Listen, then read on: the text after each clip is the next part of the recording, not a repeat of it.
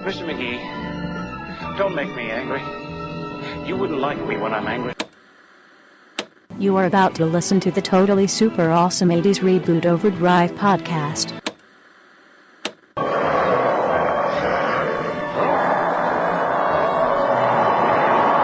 This podcast is our fan tribute to the Incredible Hulk TV show. Be advised that has been exposed to radiation and we caution to listen at your own risk. You have now entered GammaCast.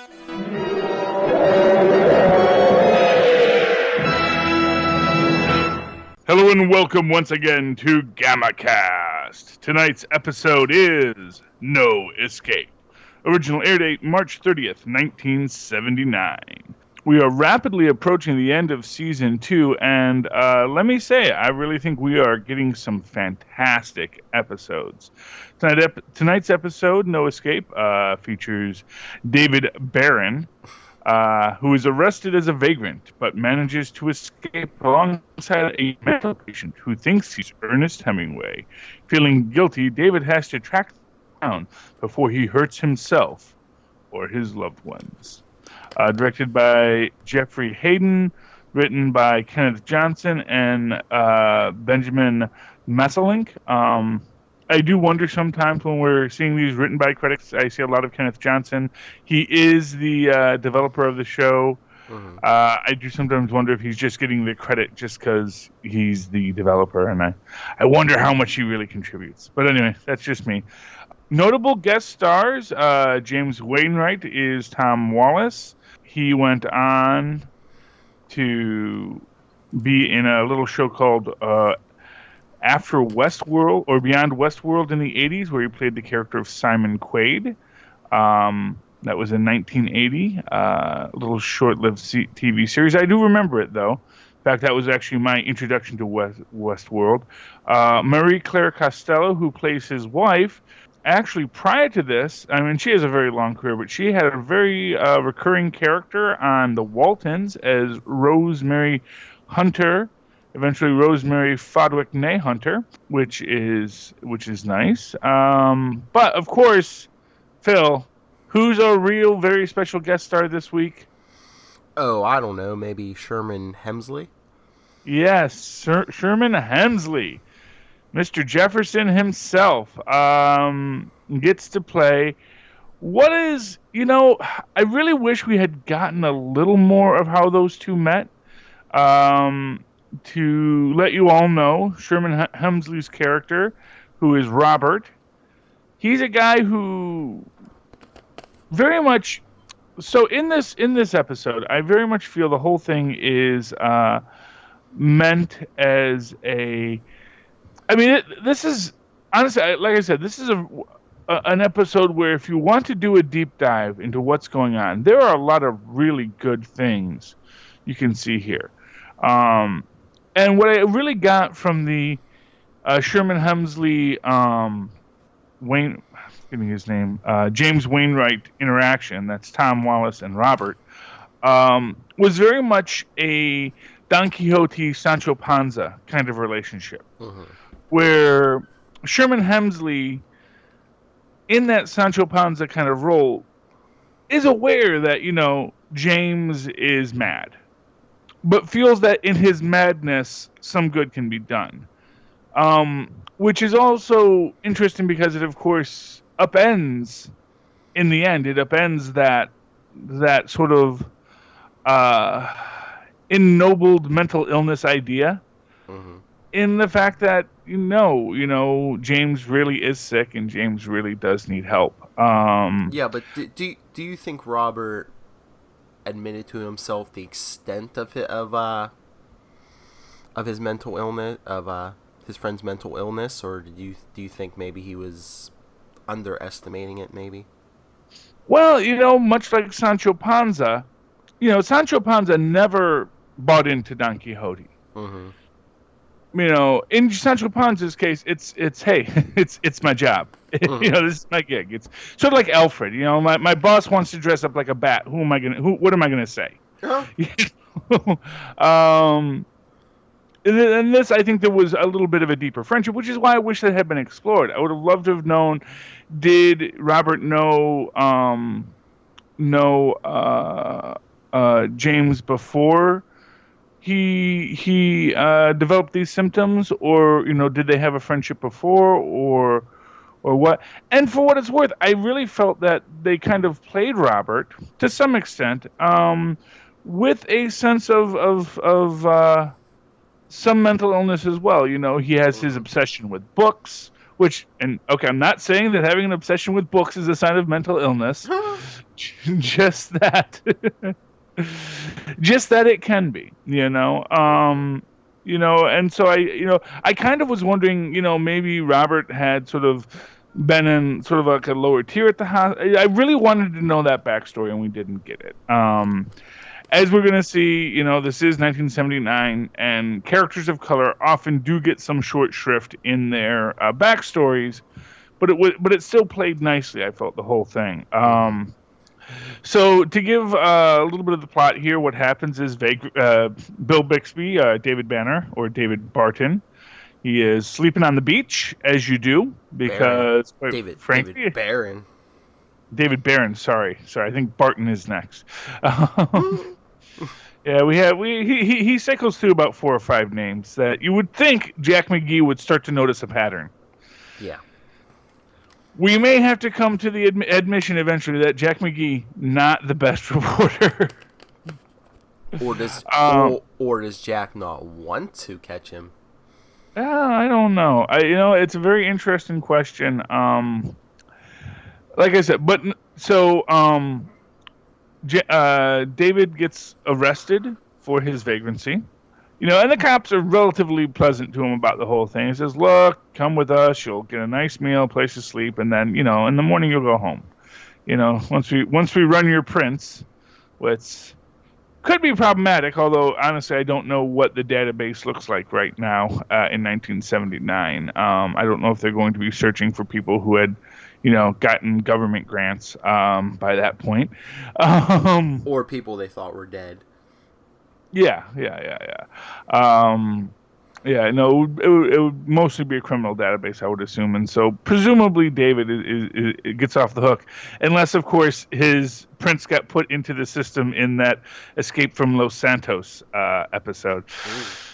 Oh boy, but he doesn't seem too panicked about it. He is riding with everyone. He's riding with Tom, who is having a bit of a break. And what I like about Tom's breaks is, and where I say this episode really upends the standard mental illness tropes. Because the standard trope is, listen to the crazy person. The crazy person has secret knowledge. The crazy person knows more of what's going on through their madness than the average person. Mm-hmm. But that is not the case here, which we'll get to in a minute. But he's having his visions. He's having visions of getting electroshocked. He's having visions of... And of course, remember, this is 1979. One Flew Over the Cuckoo's Nest was also a very big project at this time. I'm not sure if I believe the film was already out, but the book had come out before that. The idea of mental hospitals as these abject torture chambers for the mentally ill was well within the psyche of the American people at the time, much to the detriment of society as a whole.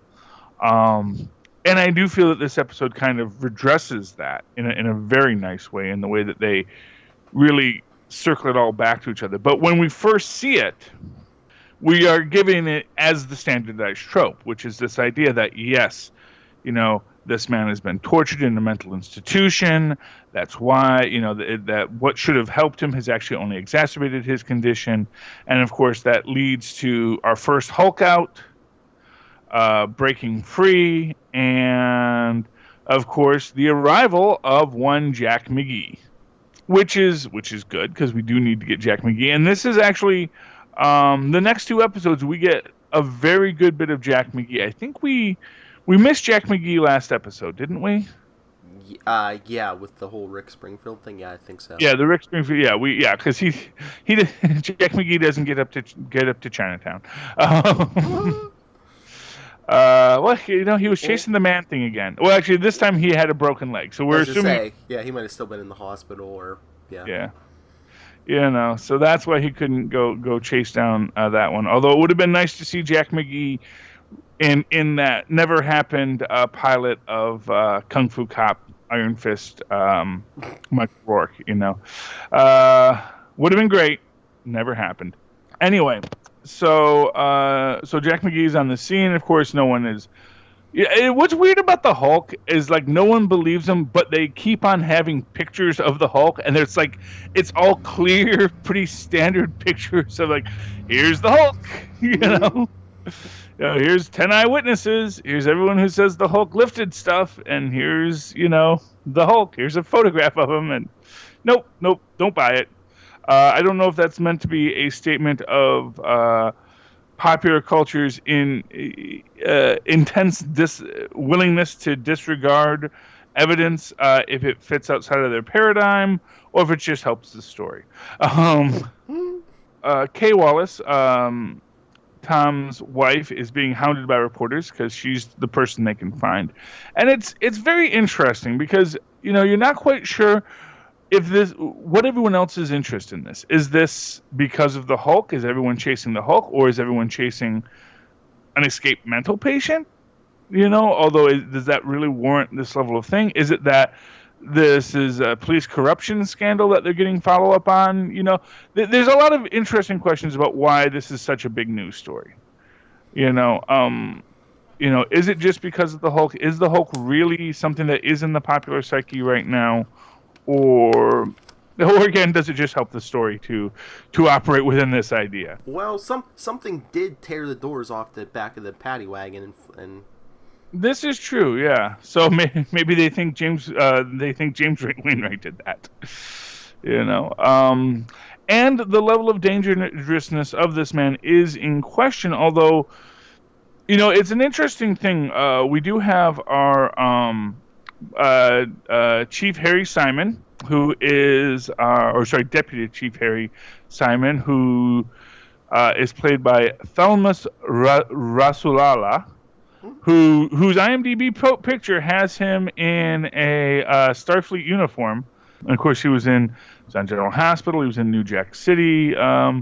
Another one of these very good character actors who gets around. He was in the 1989 to 1991 reboot of Dragnet as Captain Bolts. I believe that was that the one with Ed O'Neill? I think so. I really like that. I really like that series. Yeah, he has worked a lot throughout his career, and here we have him here as a cop.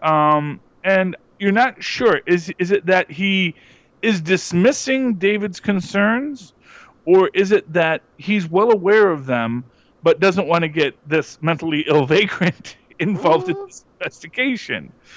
It's like, yes, we know he's dangerous. We know he's after his wife and doctor.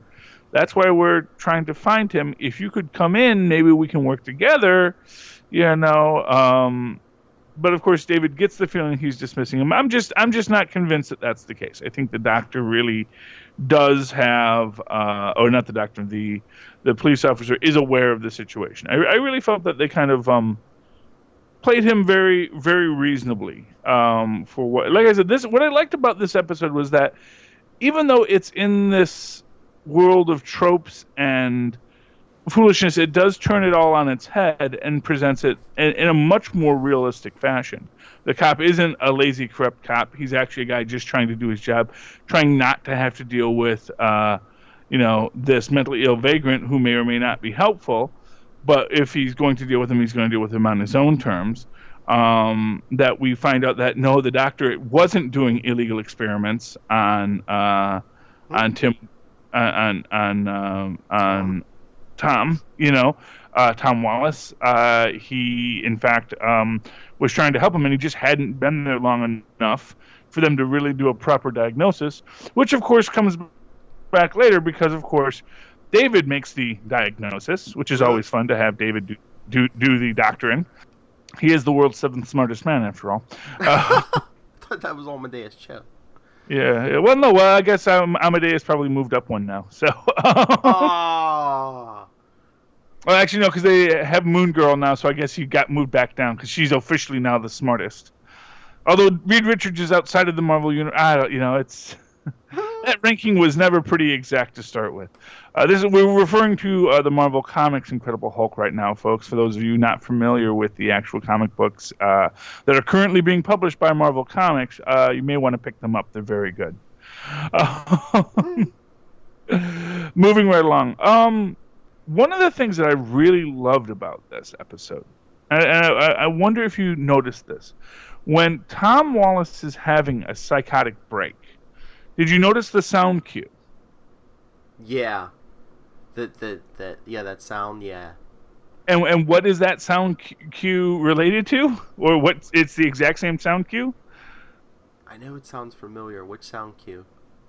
It's the sound of David transforming into the Hulk. It's yeah, you know what? It definitely is, because I was watching this with my 3-year-old, and like one of the times he heard that, he went, "Hulk, Hulk!" I'm like, no, he's not turning into the Hulk yet. Yeah, but in a way, it's a fascinating thing, because of course you have to remember that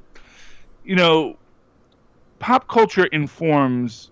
When you look at when you have an ongoing medium like comic books, mm-hmm. what gets done in the pop cultural variation does inform what happens in the overall storyline. Mm-hmm. So when you have a situation like this where, at this point in history, there really wasn't a lot of talk in the comic books about the Hulk being, a schizophrenic break for David Banner. But here we have this idea being kind of overtly stated here that what David is going through when he transforms into the Hulk is similar to what Tom Wallace is going through when he's having a break from his awareness of his own situation. And that's a pretty powerful statement, again, for 1979. And I really liked that. It's interesting because, they keep on having those flashbacks to the electroshock therapy. And again, they seem so real. Mm-hmm. And you want to think this is something that happened to him, but then we have, David talking to the doctor. The doctor says, and David actually sort of like tricks the operator into calling the doctor for him, and then of course he gets pulled out, revealed by please deposit 25 cents for the next 15 minutes. Oh, David always carry more quarters. Well, that was the interesting thing, is he really didn't have any money in this episode. I guess he should have went back for that oil money. Yeah, well, David doesn't always think ahead. Yes, we do know that David. In 1979, I think it was a little harder to actually just hang on to money like that. There was a little bit more of a complex world. You had to carry it with you if you didn't have if you didn't have an ongoing bank account that you could access, you really had no way to have cash. And so, it was a different time. So Tom Wallace tells his wife to meet him on the boat, but he's having this schizophrenic break at the time, and he's out with Robert, and they're shooting beer cans, but he thinks he's shooting elephants. Again, a nice reference to the idea of Don Quixote tilting at windmills, that he sees it as one thing, but everyone else is well aware it's not that.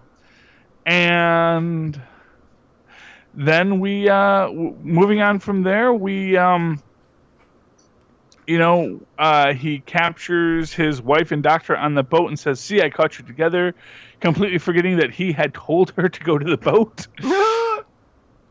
The cops come, and because Robert gets a change of heart, decides to tell the cops where he thinks Tom is, and he's telling him, don't hurt him. And even though we have a trigger-happy cop here, we see the chief, holding him back, and we also see that he's trigger happy, but he just has the tear gas gun. So it's like, he wants to spray him, he wants to use the crowd control, efforts. But that there is some professionalism at play here, and that's a good thing. Of course, we do get our secondary Hulk out after David had explained to the doctor. The actual doctor's like, well, couldn't his problems have been caused by a brain tumor?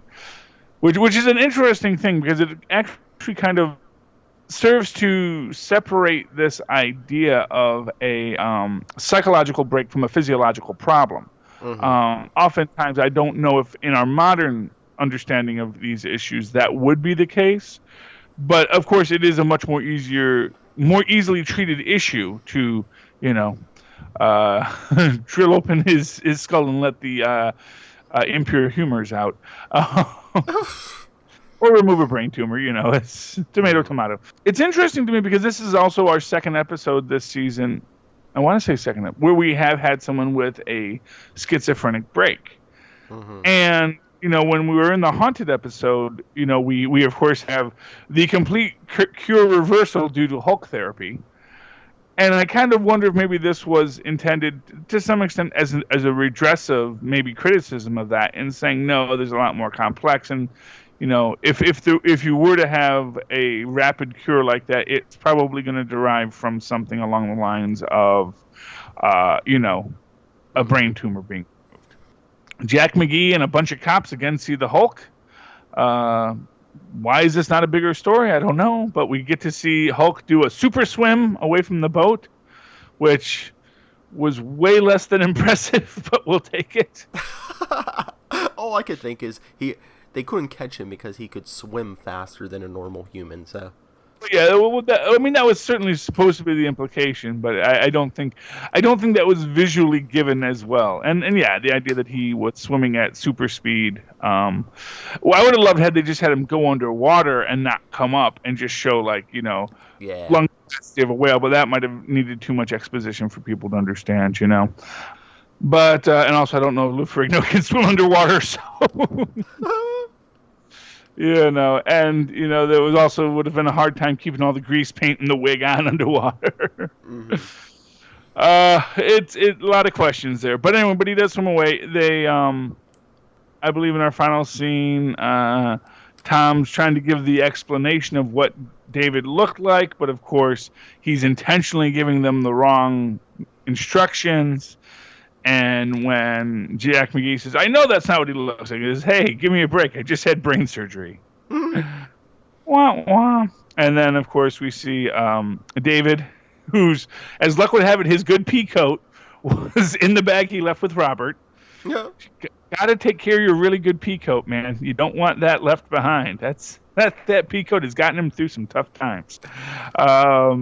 And he makes the point to Robert that now Robert's the one who's famous because everyone wants to know this story, which is, of course, what Robert always wanted. He wanted to be somebody, and now he is somebody. He's a viral internet star, I guess, or a viral newspaper star, as the friend who was there. And who knows, maybe Robert will get to write a story of his adventures with Tom Wallace and the Hulk. Overall, I really liked this episode. I really did. I really thought this was a fantastic piece of the Hulk canon. And I know because we are going to do this as a twofer recording today. I already know what happens in the next episode. And I got to say, also really fantastic. What did you think, Phil? I really liked it. Like you were comparing it to the haunted episode. Once again, that was my thought. Just like that episode, we really didn't have we didn't have like a villain or a bad guy. We had someone with a mental illness, and the Hulk intervening, and even that second Hulk out, David probably wouldn't have gone through the metamorphosis if Jack McGee hadn't been standing outside and he was in fear for his being exposed. Yeah, well, it was an interesting thing. We actually got a lot more Hulk in this episode because so much of the Hulk was in Tom's delusions. Yeah, in Tom's delusion, because he keeps on seeing the Hulk, and of course that's our first clue in this that maybe things aren't.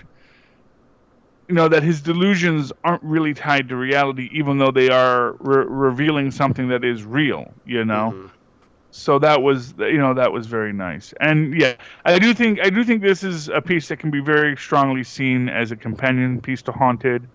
In both cases, they're in both cases. What I think is interesting is they're taking stuff. We often say how the Hulk often will take what is the popular zeitgeist of the day, but then plays with the tropes in such a way as to really make it its own thing. I think that's one of the reasons why this is some really good writing. Why this show has stood the test of time, despite some awkward moments.